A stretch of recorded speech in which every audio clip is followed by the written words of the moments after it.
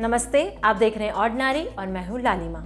स्मृति मंधाना धाकड़ cricketer है, केवल 22 साल की हैं, लेकिन ऐसा खेलती हैं जिसे देखकर बड़े बड़े खिलाड़ियों के पसीने निकल जाएं। वो T20 में सबसे तेजी से 50 रन बनाने वाली पहली भारतीय महिला क्रिकेटर बन गई हैं। ये रिकॉर्ड उन्होंने न्यूजीलैंड के साथ हो रही 3 T20 मैचों की सीरीज के पहले मैच में बनाया है।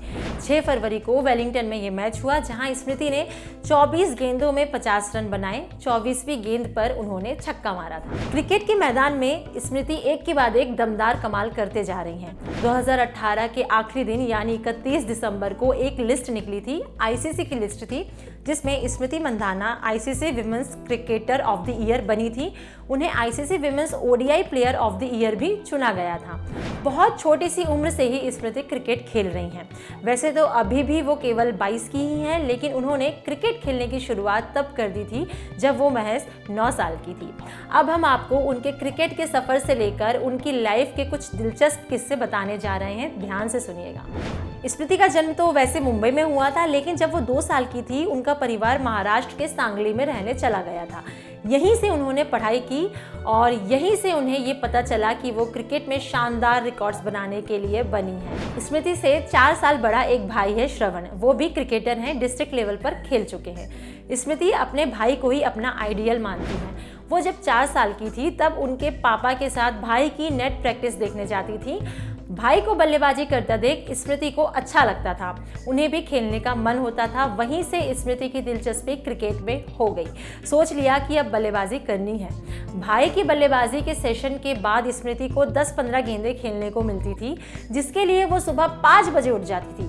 ब्रेकफास्ट विद चैंपियन एक वेब टॉक शो है, इसमें स्मृति ने इंटरव्यू दिया, जहां उन्होंने खुद ये बात कही। उन्होंने कहा, भाई के प्रैक्टिस के समय शुरू के 1-2 साल तक मैं सिर्फ उसका खेल देखती थी। मेरा काम गेंदों को उठाकर इकट्ठा करना होता था। मैं ऐसा करती थी और नेट के पीछे खड़े होकर उसे खेलते देखती थी। मुझे उसके प्रैक्टिस सेशन के बाद 10-15 गेंदें खेलने को मिलती थी और उसके लिए मैं सुबह 5 बजे उठ जाती थी। एक और बात, स्मृति लेफ्टी नहीं है।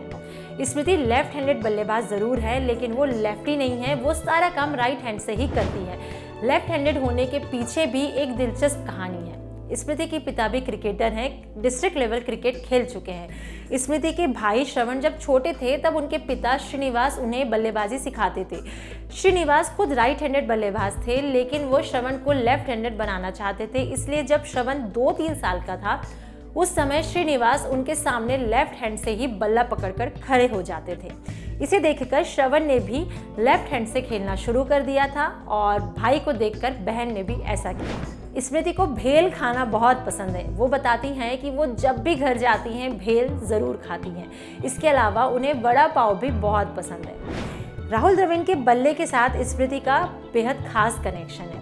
राहुल द्रविड़ का एक बल्ला स्मृति के पास है, जो बहुत ही खास है। स्मृति के भाई श्रवण एक बार टूर पर थे, जहां उनकी मुलाकात राहुल द्रविड़ से हुई। श्रवण ने स्मृति के लिए राहुल से एक बल्ला मांगा। राहुल ने खुद का एक बल्ला श्रवण को दे दिया और उस पर साइन भी किया।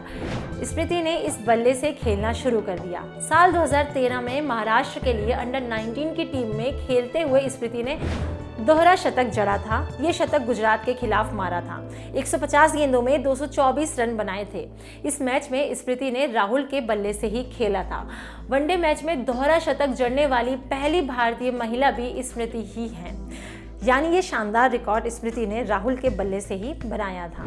अब एक नज़र उनके रिकॉर्ड्स पर भी डालते हैं। स्मृति जब 9 साल की थी तब उन्हें महाराष्ट्र की अंडर 15 टीम में सिलेक्ट कर लिया गया था।